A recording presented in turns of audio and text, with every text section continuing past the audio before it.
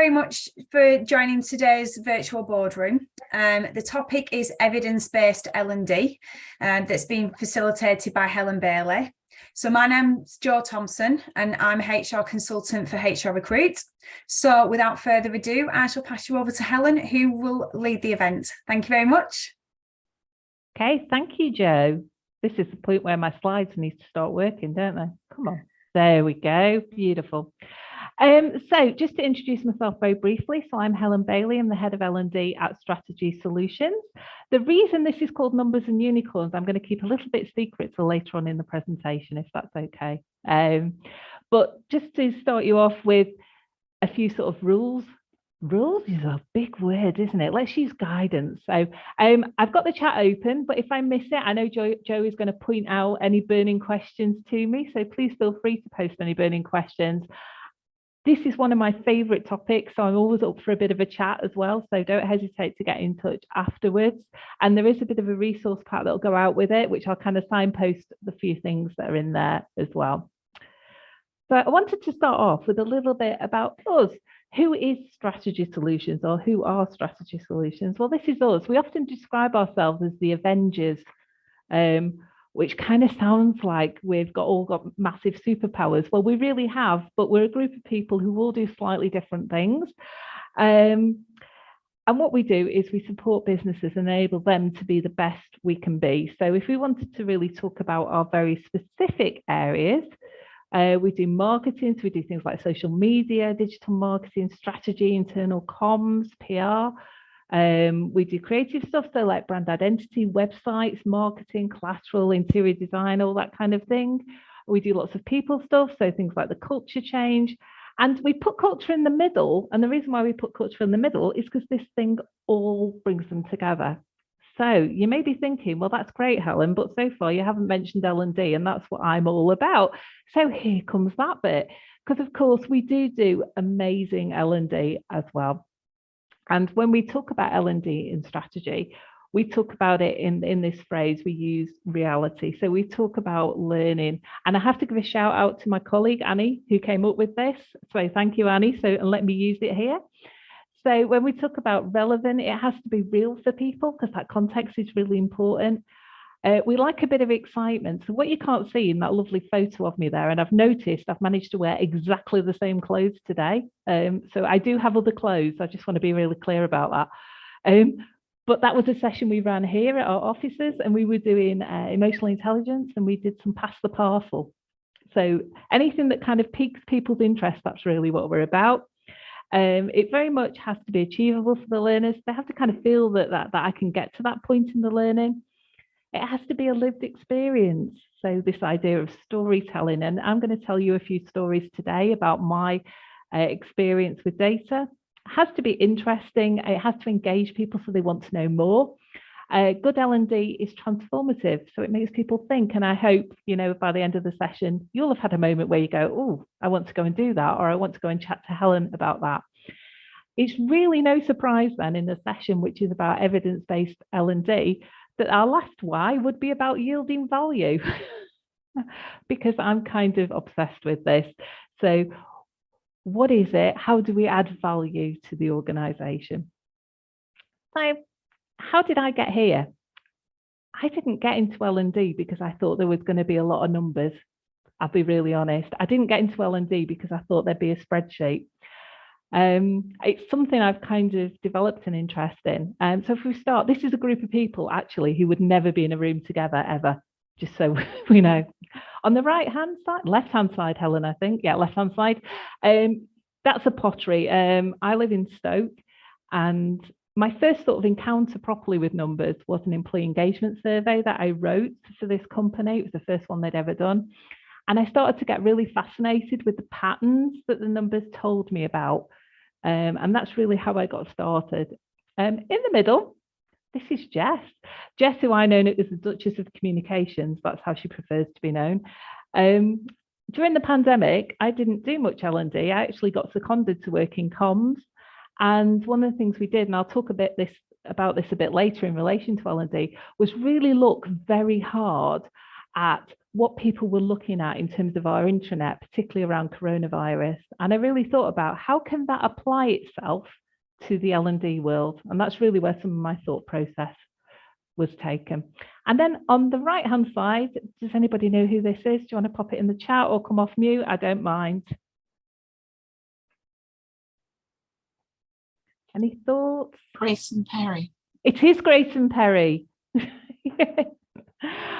I went to see Grayson Perry. It was cut in at the Lowry a couple of years ago, and it was in a show called A Show for Normal People, which again in itself is quite intriguing. What is normal? And one thing Grayson did during the session, not during the session, Helen, he wasn't doing training. He was like, you know, one of the things he did was he used Slido to get real-time information from the audience. And it kind of fascinated me ever since in terms of, well, that's something we could do in the L&D world, and how could we do it? So today we're going to use Menti in a slide to do more or less the same thing, which is my very cheesy link to our very first Menti slide.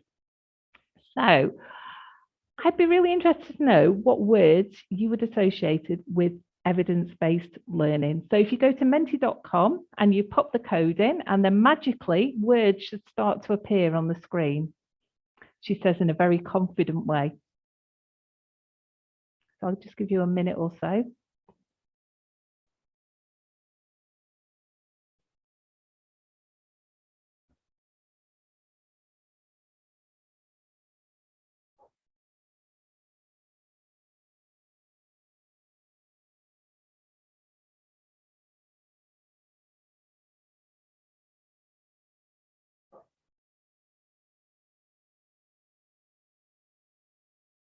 This is the bit where I want to sing for a little bit.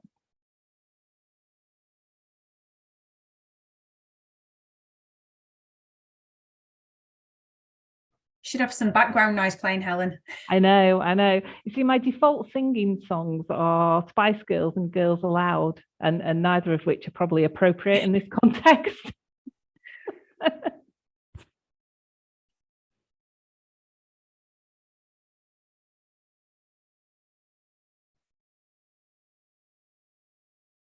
How are we getting on? Anybody having any trouble with that?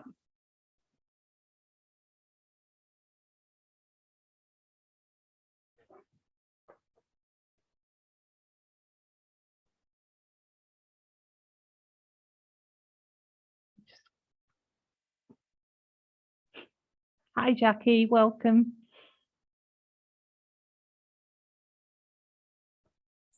Hi. If they're not submitting, do you want to put them in the chat for me? That would work equally as well. Okay, just give it a minute. It might take a minute just to kind of refresh. There we go. Just when I'd almost given up on that activity, that seemed to be working. Oh, some interesting words there. Reality, Elaine. I like the word reality. What's really going on? I think that's a really key question, actually, when you talk about evidence-based learning. I think what you find quite often is people will say, oh, we need this training or we need this L&D. And my first question to go back to that is, what's the evidence for that? How do you know that? Time management actually is a classic example of that. Yeah, if people will say they need time management training, is it time management training or is it something else? And 9 times out of 10 it can be something else. We've got scientific, yep, Kirkpatrick, Salheimer, I think I've said that right. Visualization, exciting. Development is the biggest word on there. Does anybody want to come off mute and tell me a little bit about development and where that comes in for them? Is it an area of development or is it something you're trying to do?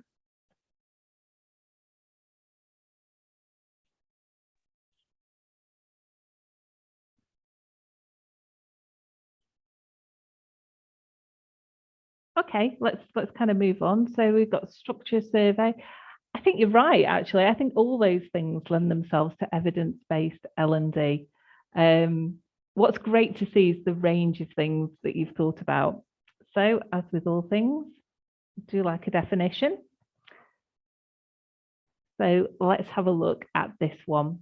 So Rob Briner talks about evidence-based L&D is decisions about important problems and opportunities, and the most likely solutions should be based on the best evidence available. Okay, so there's a couple of things I wanted to pick out here. First is the most likely solutions. Okay, it's not a best guess, it's a best guess made on evidence available. And also the best evidence available, what can you actually get hold of? I think there is a limit to how much data you can gather. You can gather data till you're almost blue in the face. Yeah, but measure what matters. What is the stuff that's really important to you? Okay, so why are we talking about it? It kind of feels to me like we've always been talking about evidence-based L&D to a certain extent. When I used to deliver CIPD qualifications, I remember we'd always talk about return on investment, we'd always talk about evaluation. I think what's really interesting is the way the CIPD have kind of developed their HR profession map and started for it to be all have this evidence-based practice running through it. So when the CIPD talk about evidence-based practice, they're talking about adding weight to your professional judgment by supporting your case with strong evidence from diverse sources, which brings me to my very favorite word, which is triangulation. Okay, so when we talk about triangulation, we're talking about evidence from at least 3 different sources. And the chances are, if they're telling you the same things, that's probably the way forward. So as you can see, the HR profession map has this strong element of evidence-based practice, insight focus, people and analytics, walking through it. So it's understanding the analytics. It's about asking great questions, great open questions. It's really looking at it and saying, what is that actually saying to me? And it's about using that to inform decision making. There's a lot of L&D in the world we can do. But what's going to make the most difference? I think that is the biggest question. Some more thoughts really on why we're still talking about it. I think L&D is changing. You know, we've gone from being an L&D driven function to a learner driven content function. So I stole this from my last boss. So Lisa, if you're listening, thank you. Anytime, anywhere, any device, you know, 24-hour learning, asynchronous learning. And there is that idea, is Kirkpatrick still relevant to that? You know, it works really well for workshops. Does it work really well in this new digital world? I think we're talking about now in how do we make the most of our resources, you know, so it supports our decision making.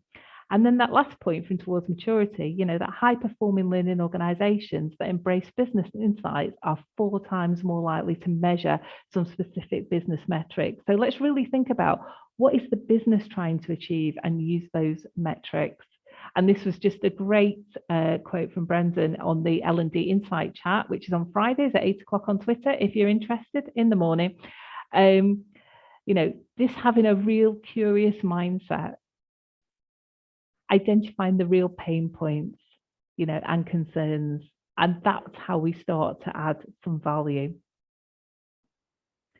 So in order to put this together, I've read a bit of stuff. And I've kind of, lots of things have kind of come into my head. So what I wanted to do was show you a bit of that stuff. So what you're going to see essentially is 12 different slides. On each of those slides in the top, I have to keep waving my hands about so I can remember which is my left and right. But in the top left-hand corner, there'll be a number. As you're watching it, what I'd like you to do is make a note of the number if there's a slide that you would like to come back to for any reason, or just have another look at. Okay, and you will be able to vote for at least 3 slides at the end of this. So this is a have a watch, have a think, anything that piques your interest, we can come back to and we'll vote at the end. Okay.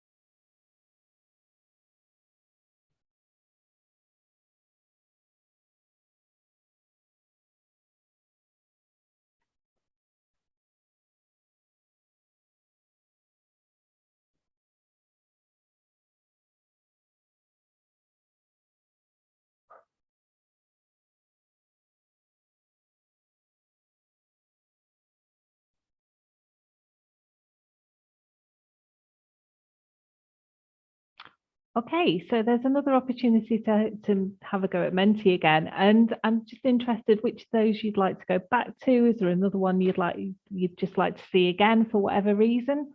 So if I can just give you a couple of minutes again just to have a vote, and then we can go back to the top one.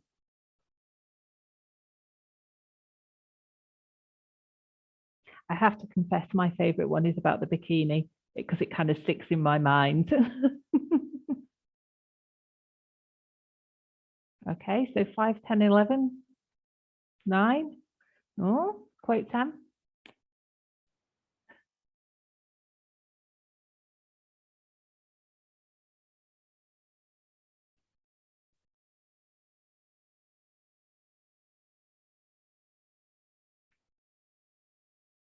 It's almost like watching a horse race, isn't it, in a sense? Because it's kind of like they're all kind of going up and down.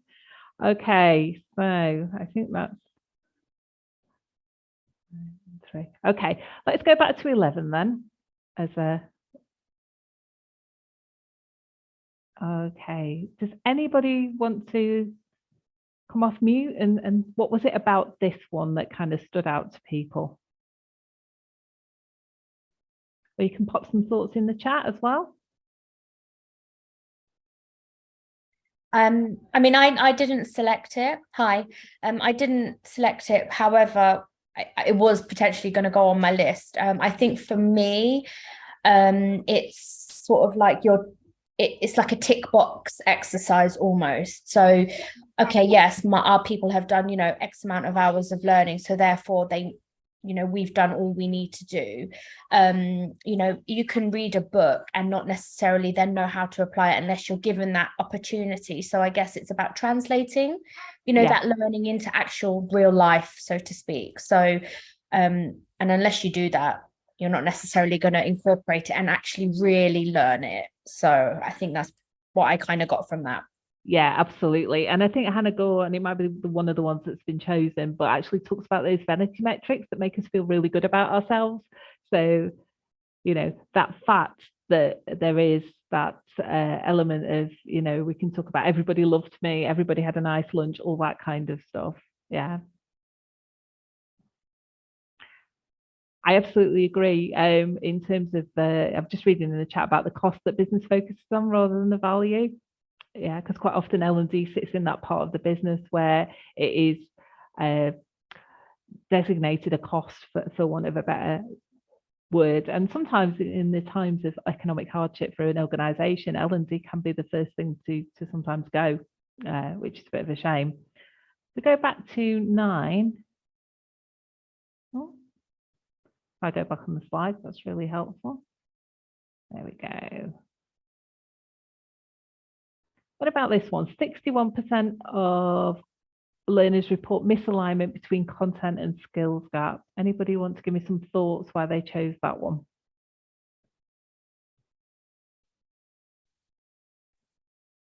I think you just, apologies, whoever I've just got over. You go, you weren't quicker than me. Thank you. I think for me, it shows the massive space where we're still getting it wrong. Even caring about it and wanting to do the right thing, it links to one of the other ones, doesn't it, where they're describing about, don't assume that you know what your learners already know. It's about that idea. Yeah, this fact that, and there is this huge gap, that L&D has kind of said, oh, this is what we need, and then everyone else has gone, oh, okay. But actually that's not what we really need. Yeah. Okay, let's just go back to 3.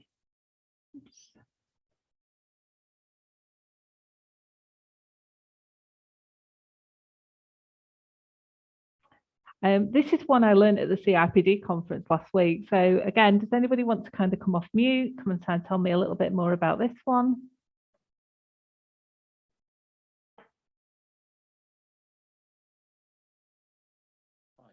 I mean, for me, I'd probably say it is more on, I guess almost like don't fix what's not broken, perhaps. Yeah. So, really look at what we need to look at and not just for the, you know, things for the sake of it, so we can kind of say, you know, we're doing something. There are areas that, you know, you could, I guess, I don't know how to explain it, like not fix, but you could look at and, you know, alter with and like tack things on that don't necessarily need it, that's not going to have much value. Whereas you can really focus and, you know, identify areas and really try and fix something. So there's no point in there's no point in measuring everything, because there'll only be certain areas that will give real value that you need to focus on.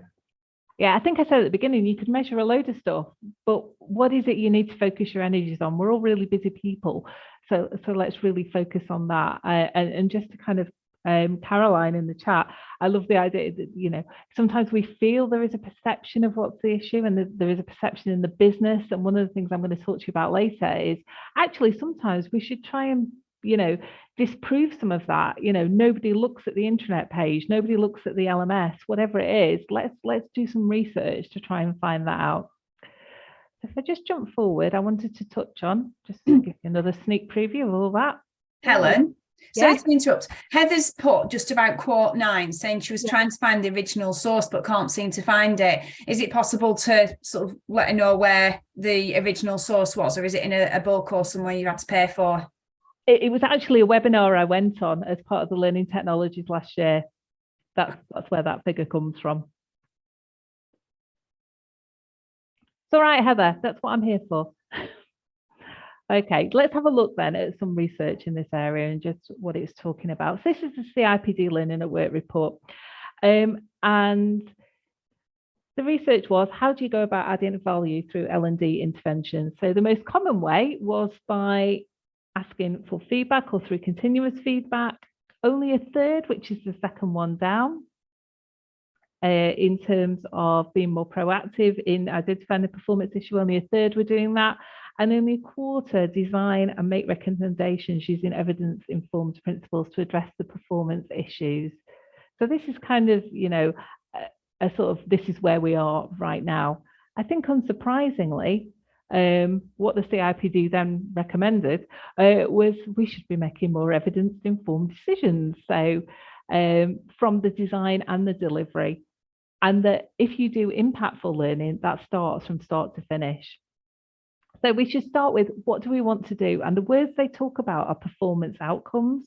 And quite often in some organizations now, you see L&D rebranded as performance consultants. You know, so what is the performance outcome, and work back from that. Engage your stakeholders. So one of the ways we can demonstrate value or work with value is say to our stakeholders, what is our expectation? You know, what is your expectation about what this will deliver, and have you delivered it? And then also look at both. Look at the narrative, which is your qualitative, and the quantitative stuff. And then another piece of research is the L&D value spectrum. This came from some research that was done by Laura Overton, and it talks about learning value and business value. And in learning value, it talks about attendance rates, activity, and then talks about attendance rates, completion, etc. Then efficiency is about reducing time, money, resources. Engagement is about satisfaction. Usefulness is, did they intend to apply the learning? And I would say to you, you know, you can do all the learning in the world, but if people don't want to apply it, then it's kind of, you know, is that value adding? And then on the end, you've got business value. And in business value, you've got performance, which is, you know, back in the workplace. It can be about speed to competence, improvement in business indicators, or it can be culture. So how has the culture changed in terms of innovation, behavior, etc. So as part of this, they did some research, but I'm going to ask you the question first. Which of the elements on the L&D value spectrum do you think is used mainly in organizations to demonstrate value? So where do you think the research came out? Not where you think it should come out, but where do you think the research actually came out?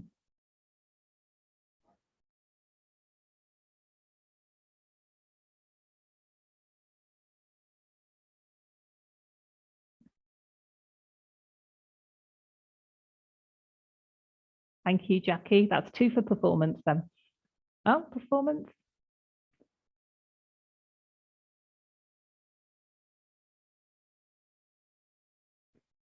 I think performance seems to be our winner a little bit, doesn't it? Okay, should we take a look? So actually, when they did the research, the top measure that was used by organisations was engagement. So when we talk about engagement, that's about satisfaction, contribution, collaboration. Performance was about 1, 2, 3, 4, just proving I can count, was the 4th biggest. And the one I find particularly interesting is usefulness in that graph. I can see somebody's face, and sorry, I can't see your name, but you kind of got that expression that I think I might be wearing right now, which is the one about, great, you know, we've done this learning, but did people intend to use it? Yeah, and that's really where the value is. Okay, so just the last bit of research, and this is where the unicorn thing comes from. This comes from Kevin M Yates, who calls himself the L&D detective, which is a name I would have liked to have had for myself, but it's already gone. So he talks about people who work in L&D who like numbers are quite rare. They're like unicorns. And as I said at the beginning, I don't think anybody gets into L&D because they thought there'd be a spreadsheet at the end of it. And these are some of the suggestions he made. Now, I think what you should be able to start to see now is there's some themes about what you can choose to measure in L&D. So he talks about operational efficiency, hours, what did we offer, consumption. He talks about learning effectiveness. So he talks about results in incremental knowledge, using what's been learned. For learning effectiveness, he talks about actually simulating the environment, and that's probably the most credible way to do it. And then he talks about business and performance outcome goals. So I think there are definitely some themes here between the 3 bits of research I've shown you. So I think the message here is that we have a choice, and you have to choose what's important to your stakeholders in the organisation. And it's about having that conversation. I've definitely worked in L&D functions where we've produced beautiful reports with lovely graphs. Did anybody read those? That's what I'd be really interested to know. I might have read them because I really enjoyed it. But what are your stakeholders interested in? You can measure whatever you want, but what do people really need to know? So just some thoughts on data itself, and just some things to remember. And I want you to really think about, there is no perfect moment to start. There is no right amount of data that you can suddenly go to and go, right, I can start now. I can start doing all my lovely evidence-based stuff. You have to start somewhere. And if you're going to start somewhere, remember that incomplete data is better than no data at all. Recent data is better than older data. You know, if we take, you know, look at any report that was produced before the pandemic, I think we can all pretty much agree that the world is a very different place now. Relevant data is better than more data. So, you know, that idea we were talking about earlier, that you can have as much data as you want, but you could spend a lot of time navel gazing to a certain extent. And also remember to avoid, I love this phrase, the data wheel of death. That sounds quite scary, doesn't it? And this happens because we start collecting data and then we don't maintain it. So when we don't maintain it, what happens is data becomes irrelevant, or it's slightly flawed because it's missing components. I would always say, if you're going to start with the data, just keep it going, even if people aren't looking at things or reviewing things, because what it shows you is peaks and troughs of activity. And that is really useful in terms of when you are going to schedule bits of learning. So when the data becomes irrelevant or flawed, people lose trust in it, people use the data less. So we get into this wheel. Quite often when I'm working with data sets, what I do is I will, on my lovely spreadsheet, because I do love a spreadsheet, but on my spreadsheets, I quite often put comments in which says to me that something happened during that week, which may have resulted in a bit of activity. So that reminds me of why that might happen. Gives it context, because again, numbers on their own don't tell you the whole story. You need the context. And the other thing I quite often do is just notice any spikes that happen for whatever reason at all. It can be anything. Yeah. Interesting stuff. So before I start to tell you about some of the things that I have done in terms of gathering data, I'm really interested to hear from you in terms of what you've seen work really well. because I have some thoughts, but I, you know, one of my great things about L&D is I always like to hear other people talk as well. So if you can go to Menti, pop the code in and tell me about some of the things that you've seen work really well.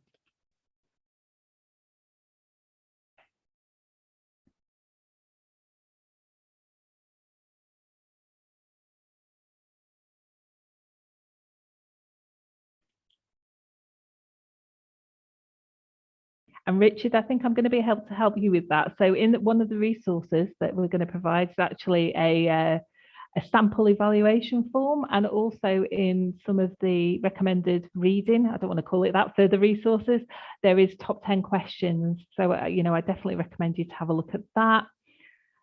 Survey with open-ended questions. Yeah. We've been talking a lot about manual collation here at Strategi, actually, and how we can make that more efficient. Storytelling. I love the idea of storytelling. Feedback. We've got some e-learning, coaching. There is a lot in the L&D space that I think we find out just by having conversations with people. Because I think because we work in L&D, people generally want to talk to us. And usually when they talk to us, they tell us stuff. Yeah, and that becomes to build up a portfolio of evidence almost. Okay.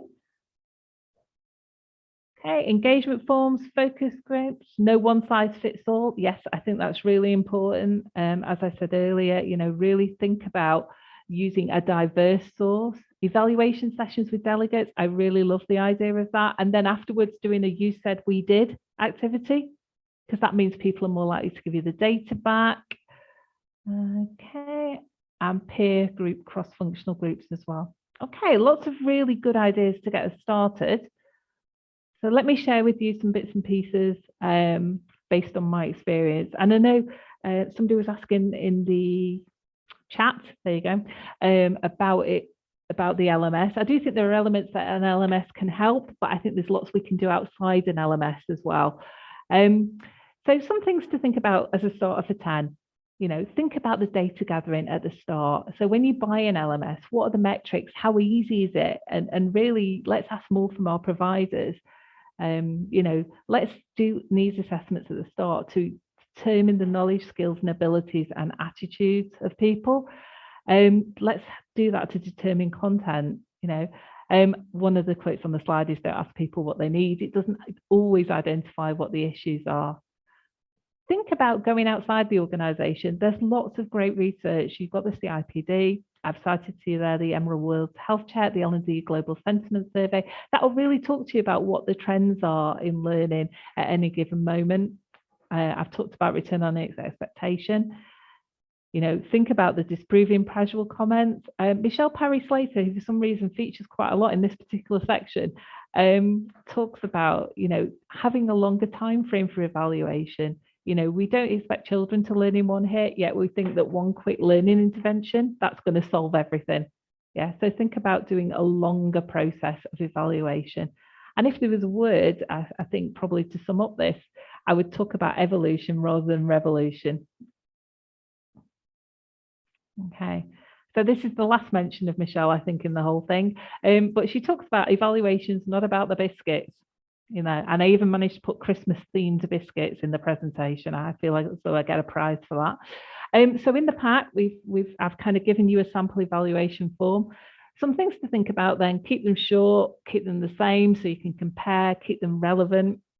If you can, using online forms is really useful because it increases the quality. Your challenge there is people will not always complete them. So you've got a couple of choices there. You can incentivize them or you can give people time in the session. Ask if you can use comments to recommend to others. That's really powerful. If you can say, oh, people came on this course and said this. Use Menti or Slido for instant reaction feedback. So here at Strategi, we ask 3 questions for evaluation. We ask if you could describe this session to, it's there, isn't it, Helen? If you describe the session to a friend, what would you say? If you could change one thing, what would it be? And what are your key takeaways from the session? Because generally people will write about those things. And then really think about who is responsible for the learning. So I think traditionally a lot of questions have been around The facilitator was able to engage me. So kind of think about actually the learner having that responsibility for learning. I was fully engaged in the learning. Yeah.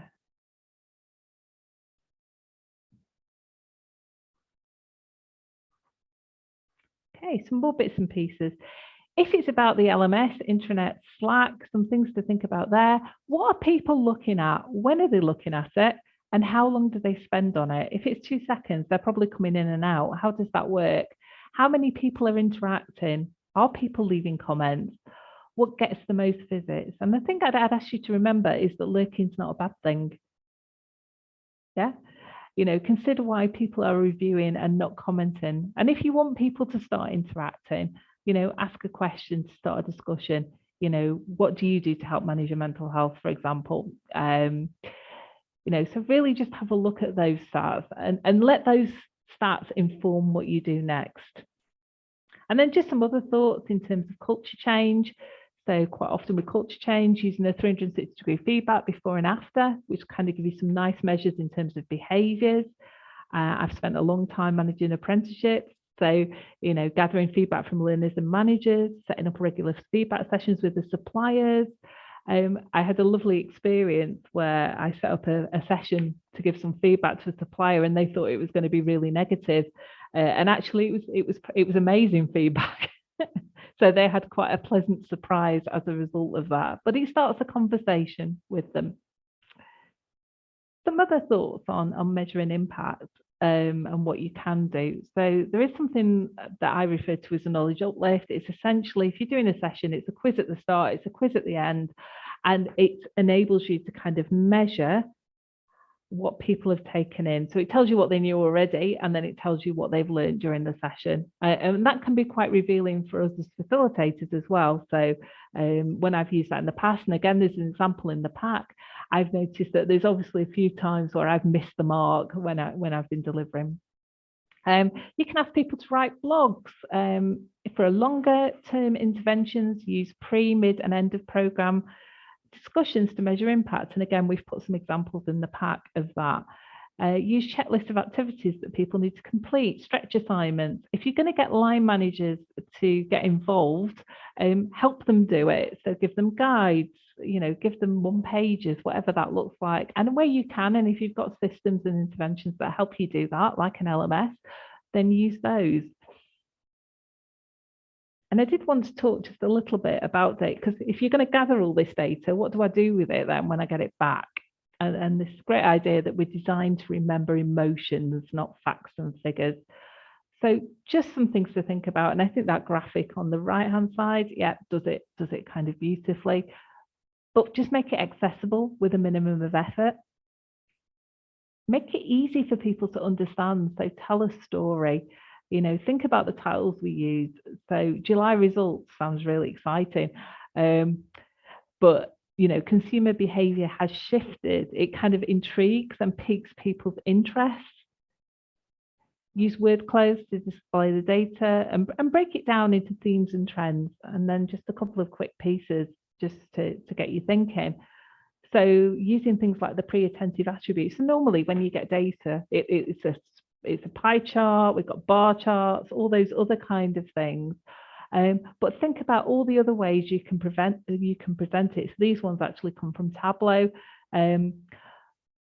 Just make it a little bit more interesting. You know, in the same way that we really think about L&D as an engagement activity, let's make our data presentation an engagement activity too.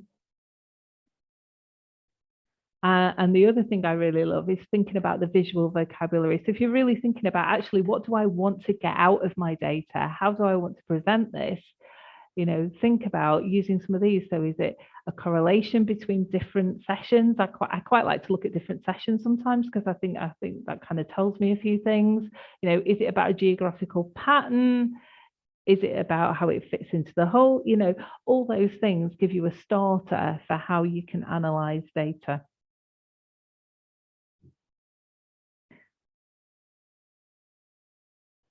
And then some final top tips. So just some things that I kind of didn't really fit anywhere else, but I thought I wanted to talk to you about. Really interesting to look for information you didn't want to find. because that can stop you making a mistake. So that's almost unconfirmation bias, if you wanted a very unscientific way of saying it. Let's stop talking about learning activity. Let's talk about business impact. That's more powerful in terms of language. Many, many years ago when I did my CIPD, I remember my tutor saying to me, you know, the most powerful thing we can do is go in and have a conversation and say, right, what is in the business? What can I help you with? Look at data holistically. What's happening? What is the other evidence is there to support it? Automate what you can, you know, make it simpler and easier, whether that's on an Excel spreadsheet, whether it's something in the LMS. Don't be frightened to change the metrics as you're going along. Quite often when you start, we kind of go, right, that's what I want to get. And we start collecting the data. And then as you're going along, what happens is you think, oh, do you know what? I wish I'd started collecting that data now, because actually that would really help me. So what I'm saying is, let's do that. Don't just stick to what we started with just because it will always be a comparison. Because the more responsive we can be to the metrics, the better the picture will be. And we've talked about sharing with our learners. And then just some thoughts from Perry Timms. Really, he advocates for the financial piece to be given a smaller voice and for the human experience voice to be amplified, because that's what gives energy to the workplace. And I think there was a comment in the chat earlier about quite often there is a focus on cost.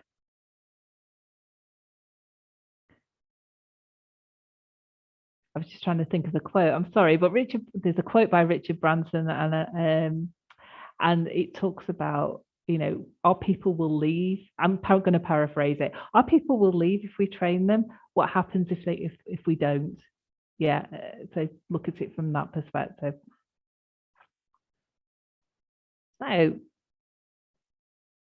if you feel encouraged to go and do some more research, here's a list of stuff for you to go and look at. There's no homework here. I'm not going to check. I'm not going to ring everybody up afterwards. Yeah, if you can't bear to ever talk to me again, there is a blog you can read which basically says everything I've just said. But I would definitely go and have a look at my blog. That's a start. But then also the questions. So the Training Zone 10 questions L&D executives must ask to assess the impact of learning. So there's quite a lot of stuff there for you to go and have a look at. So just to finish up, just one more Menti to have a go. What, if anything, are you going to take away from the session? What's the kind of stuff that you kind of think, that's been really useful? And thank you, Jackie. So if I just give you a minute just to have a go at that for me. Helen, just while we're waiting on people to complete that, a couple of people have put a comment to say that they find it's difficult to flick between HR and L&D. Any tips or hints, because they're a sort of standalone HR manager? Yeah, absolutely. So yeah, what are my hints and tips for flicking between the two? Do you know what? Because I think the two have a lot in common, and that's not me kind of just, you know, passing the buck. But I think, you know, if you would measure something from an HR point of view, I'm thinking, I can't talk and think at the same time, Joe. That's what's going on there. How do you flick between the two? I think if you're going to flick between the two, and I think if you're thinking about L&D, definitely start with, okay, what is the things that are really important from an L&D point of view that I want to measure? And use some of the things we've talked about here, even if you start with a little bit of evaluation and use the pack that I've given you to get you started. That would be my top tip. I don't know whether that helps you flick between the two, but getting started from an L&D point of view, I think that would be really helpful. Okay, so looking at this, there's a lot about the questions and the quotes. Oh, the quotes are awesome, thank you. Yeah, working more in a business case, using data to drive the process. Brilliant, thank you. I am always open to conversations on this topic. My colleagues will tell you that I can be extremely boring on this topic. So if you want to talk to me more, you are more than welcome to kind of reach out, have a conversation with me. we do like our stripes at Strategi, just to let you know. But you can, just go back. You can get in touch with me at helen@strategisolutions.co.uk. More than happy to have conversations with people about it. But thank you for listening. Thank you. Does anyone have any other comments or questions that they want to ask Helen? If you feel free to put them in the chat box if you do. Thank you, Juliana.